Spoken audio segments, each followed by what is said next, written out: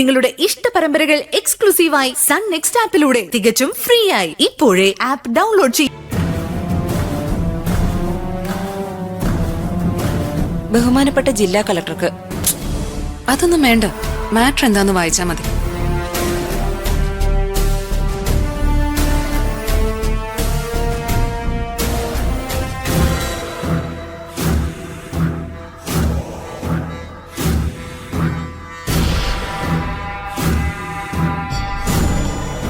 എന്ത് പറ്റി? അത് പിന്നെ ഇത് വായിക്കണ്ട മാഡം, അതങ്ങ് കീറിക്കളഞ്ഞേക്കാം. കീറിക്കളയാന്നോ? ഒരു പരാതിയും അങ്ങനെ അവഗണിക്കരുത്. വായിച്ചേ, ഞാനൊന്ന് കേക്കട്ടെ.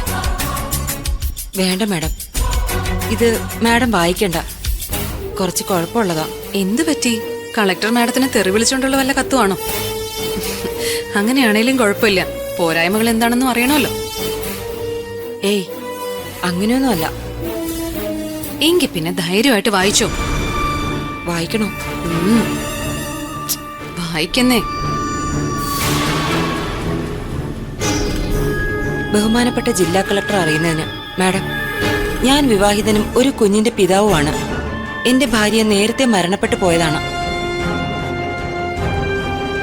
പക്ഷേ എന്റെ ഭാര്യയുടെ സുഹൃത്തെന്ന് അവകാശപ്പെടുന്ന സ്ത്രീ എന്റെ കുഞ്ഞിനെ എന്നെ കാണാൻ അനുവദിക്കുക പോലും ചെയ്യാതെ ബലാത്കാരമായി കസ്റ്റഡിയിൽ വച്ചിരിക്കുകയാണ്.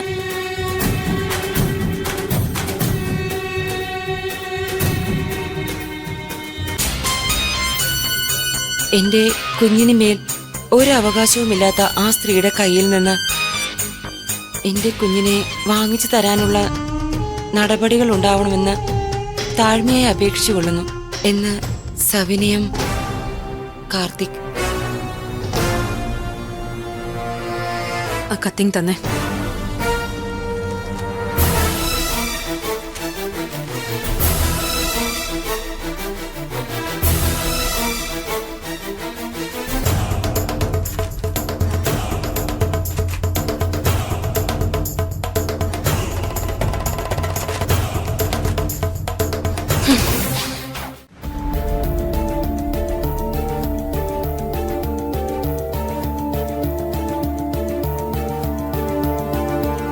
എന്തെങ്കിലും എന്റെ കൈകൊണ്ട് കാർത്തിക്കിനുണ്ടാക്കി കൊടുത്തിട്ട് ഒരുപാട് നാളായി.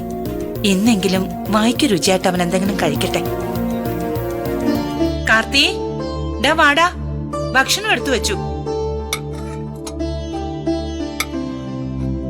ആഹാ, ഈ നേരം കൊണ്ട് അമ്മ ഇത്രയൊക്കെ ഉണ്ടാക്കിയോ? കൊള്ളാലോ. നീ ഇരിക്കങ്ങോട്ട്, ഞാൻ വിളമ്പിത്തരാം. അമ്മ ഇവിടെ ഇരിക്കുക, നമുക്ക് ഒരുമിച്ച് കഴിക്കാം. അത് വേണ്ട, വച്ചു വിളമ്പുക എന്ന് പറയുന്നതിന്റെ സന്തോഷം കൂടിരുന്ന് കഴിച്ചാ കിട്ടില്ല മോനെ. നീ ഇരിക്കെ, ഞാൻ വിളമ്പട്ടെ. ഇരിക്കെ.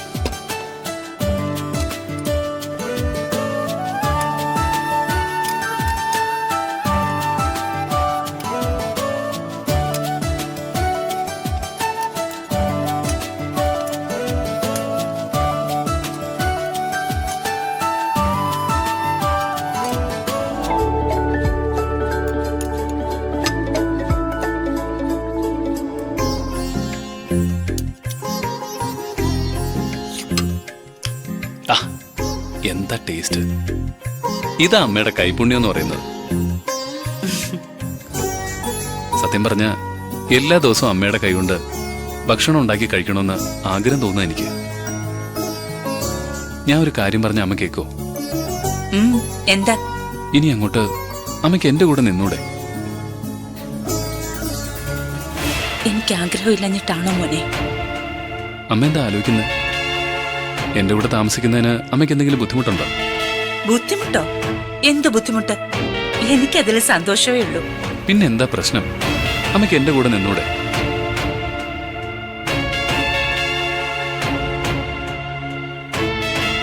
നിന്റെ കൂടെ ജീവിച്ച് ഇനിയുള്ള കാലം നിന്റെ ഒപ്പം കഴിയണമെന്ന എന്റെ ആഗ്രഹം. പക്ഷേ അത് ശരിയല്ലല്ലോ മോനെ. ഞാൻ നിന്റെ കൂടെ വന്ന് നിന്ന സുന്ദരിക്ക് അതൊരു വെറുപ്പിന് കാരണമാകും. സുന്ദരി മാത്രമല്ല, അവിടെയുള്ള എല്ലാവരും എന്നെ എതിർക്കും. അമ്മയ്ക്ക് ദോഷം വരുന്നൊന്നും ഞാൻ ചെയ്യില്ല. വെറുതെ ഞാനെന്തോ ഒരു പൊട്ടത്തരം പറഞ്ഞു, അങ്ങനെ കണ്ടാൽ മതി അതിന്. എങ്കിൽ പിന്നെ ഞാൻ അങ്ങോട്ട് തുടങ്ങിയാലോ? ഇന്ന് വയർ നിറച്ച് കഴിച്ചിട്ടേ സുഖമായിട്ട് കിടന്ന് ഒരൊറ്റ ഉറക്കം അങ്ങ് ഉറങ്ങണം.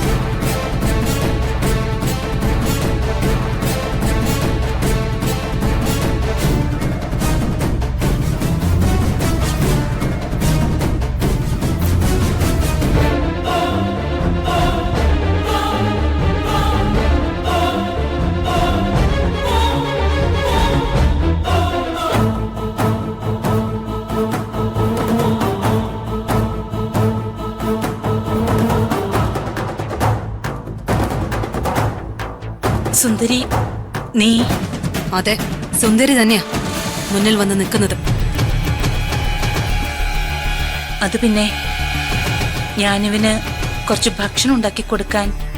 ഉണ്ടാക്കി കൊടുക്ക്, എന്നിട്ട് ഉരുട്ടി വായിൽ കൂടി വെച്ചു കൊടുക്ക്.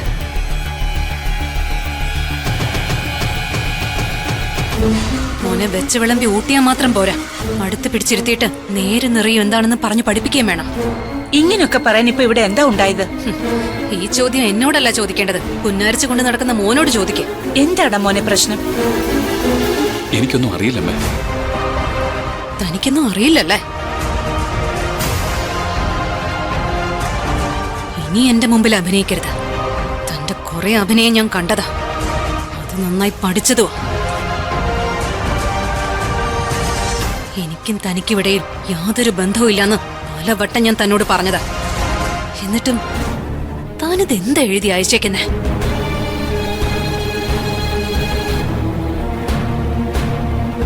ചോദിച്ചത് കേട്ടില്ലേ? താൻ എന്താ ഈ എഴുതി കളക്ടറുടെ പരാതിപ്പെട്ടിയിൽ കൊണ്ടിട്ടേക്കുന്നേ?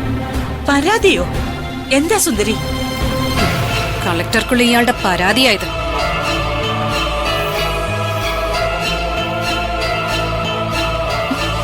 പരാതിയോ?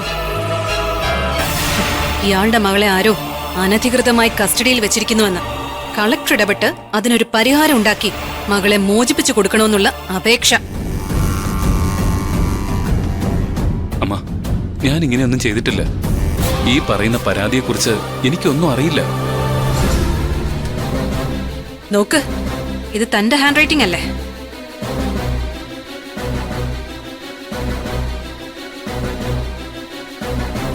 പറ, ഇത് ഇയാളുടെ ഹാൻഡ് റൈറ്റിംഗ് അല്ലേന്ന്. തന്റെ ഉദ്ദേശം എന്തൊക്കെയാന്ന് എനിക്ക് നന്നായിട്ടറിയാം. പരമാവധി എന്നെ ഇറിറ്റേറ്റ് ചെയ്യണം. അതിനുവേണ്ടിയല്ലേ ഇങ്ങനെ ഒരെണ്ണം എഴുതി എന്റെ പരാതിപ്പെട്ടിയിൽ കൊണ്ടിട്ടത്? സത്യമായിട്ടും ഇതൊന്നും ഞാൻ ചെയ്തതല്ല. നാക്കെടുത്ത കള്ളം മാത്രം പറയുന്ന ഇയാള് ഇത് ചെയ്തില്ല എന്ന് പറഞ്ഞ ഉടനെ ഞാനങ്ങ് വിശ്വസിക്കണം അല്ലേ? ഞാൻ അവസാനമായിട്ട് പറയാ, ഇതാണ് തനിക്കുള്ള അവസാന വാർണിംഗ്. മേലിൽ മോളുടെ കാര്യവും പറഞ്ഞ് എന്നെ ഇറിറ്റേറ്റ് ചെയ്യാന്ന് വിചാരിച്ച അതിന്റെ ഭവിഷ്യത്ത് താൻ അനുഭവിക്കേണ്ടി വരും.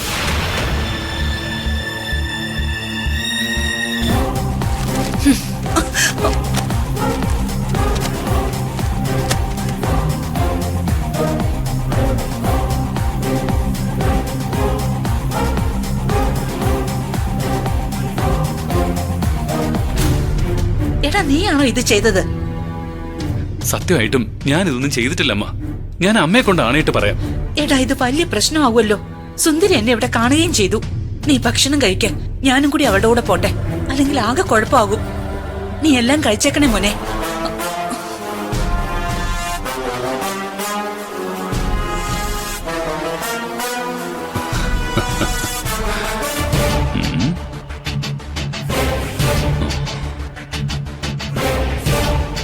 ഇതൊരു തുടക്കം മാത്രമാണ് സുന്ദരി.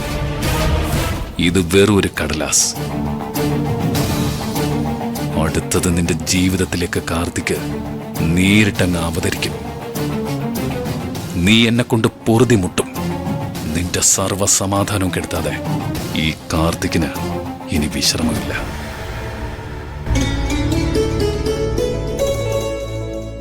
ആഹാ, ഇതുവരെ റെഡിയായില്ലേ? ഈ കണക്കിനാണെങ്കിൽ നമ്മൾ എത്തുമ്പോഴേക്കും ഡോക്ടർ വീട്ടിൽ പോവും. ആ കഴിഞ്ഞു, ഇപ്പൊ ഇറങ്ങാം നമുക്ക്. ആ റിപ്പോർട്ടൊക്കെ എടുത്തു വെച്ചായിരുന്നോ? അതൊക്കെ കബോർഡിൽ ഇരിപ്പുണ്ട്, അതങ്ങ് എടുത്തേക്ക് വിനതേട്ടാ. ഞാൻ അപ്പോഴത്തേക്കൊന്ന് ഒരുങ്ങട്ടെ. നോക്കുമാലിനി, ഇപ്പൊ തന്നെ നിനക്ക് സൗന്ദര്യം കുറച്ച് കൂടുതലാ. ഇനിയും സൗന്ദര്യം കൂടിയാലേ ആൾക്കാർ കണ്ണു വെക്കും, പറഞ്ഞേക്കാം. പുകഴ്ത്തിയത് മതി മോനെ. മോൻ പോയി ആ റിപ്പോർട്ട് എടുത്തേക്ക്.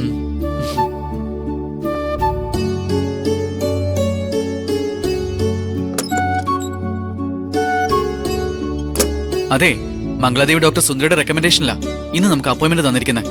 ഡീറ്റെയിൽഡ് ആയിട്ട് കാര്യങ്ങളെല്ലാം പറഞ്ഞോണം കേട്ടോ. എന്ത് കാര്യങ്ങള്? അയ്യോ, ഇതിനെ കൊണ്ട് തോറ്റു ഞാൻ. എന്നോട് ഇവിടെ ഇരുന്ന് പറയാറില്ലേ അവിടെ വേദനിക്കുന്നു ഇവിടെ വേദനിക്കുന്നു എന്നൊക്കെ. ഇതെല്ലാം അതുപോലെ അങ്ങ് ഡോക്ടറെ അടുത്ത് പറഞ്ഞേക്കണമെന്ന്. ഡോക്ടർ അതൊക്കെ കേട്ട് കാര്യങ്ങൾ നല്ല ക്ലിയർ ആയി വിശദീകരിച്ചു തരും കേട്ടല്ലോ. ആ സുന്ദര ചേച്ചിയും കൂടെ ഒന്ന് വന്നിരുന്നേല് സംഗതി എളുപ്പമായനെ. ചേച്ചി മംഗളാദേവി ഡോക്ടർക്ക് നല്ല ബഹുമാനാ. ഓരോ തവണ ചെക്കപ്പിന് പോകുമ്പോഴും സുന്ദരിയെ കൂടി കൂട്ടിന് വിളിച്ചുകൊണ്ടുപോകാൻ പറ്റുമോ നമുക്ക്? അതൊന്നും നടക്കുന്ന കാര്യമല്ല. നീ വാ, നമുക്കിറങ്ങാം.